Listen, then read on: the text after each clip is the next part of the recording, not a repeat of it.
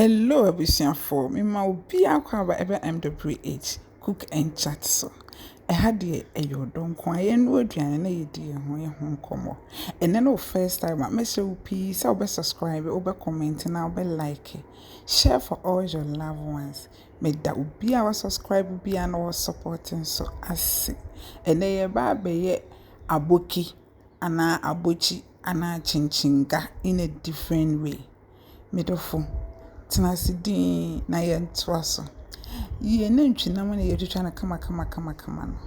Etwe no pa obetumi yi upeso awili. Enti we ye natural spices and salt. Na we sa wo pa eno an se wo ye ni se ya na wo de esi fridge m ama ade achi. Ensuo ni bekukom na ye kama. Uni adaje nso a wo ye ni se ya obetumi ayusi ni dana. Medofo Ufie die, make it how you want it. We so potatoes. Ubetimi de bayera ye, ubetimi de menken ye, ubetimi de body ye. Me man say, empem bebre no ye na ye nhye da eni ye ho bebre no. Eno ma metiti say ya na ye fa ne say o we di asikafo ayi ne da bi. Misrew.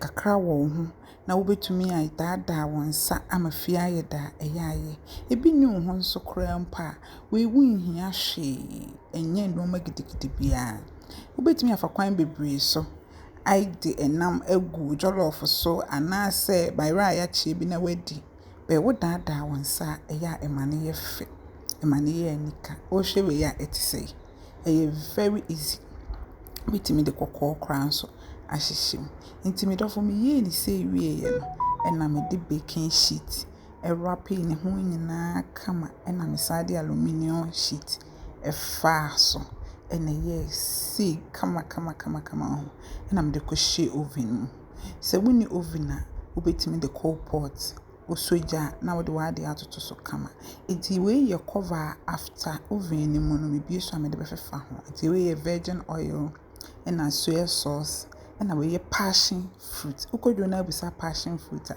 ubenya bi me hu so obi you see bi that bet me at me ye bia say na me tie no passion fruit champagne say na me ye no enti after 10 to 20 to 25 minutes na makwa yi enam potatoes ena onions na medwetwa say na aye kama very hot and so abenyo anwa enti me pese ehon toton kakra enti me de oil no ebe fefa ho se be ya enye dry ehye oven ni ma enye very dry enti me de soya sauce no ne virgin oil no na passion fruit mixture na mayem na me de fefa ho kakra bi woni emu bia obetimi de anwa bia aye de opese de fefa ho bia spices bi na pese de begu ho obetimi de egu ho after 5 minutes in the oven no she aye kama achisa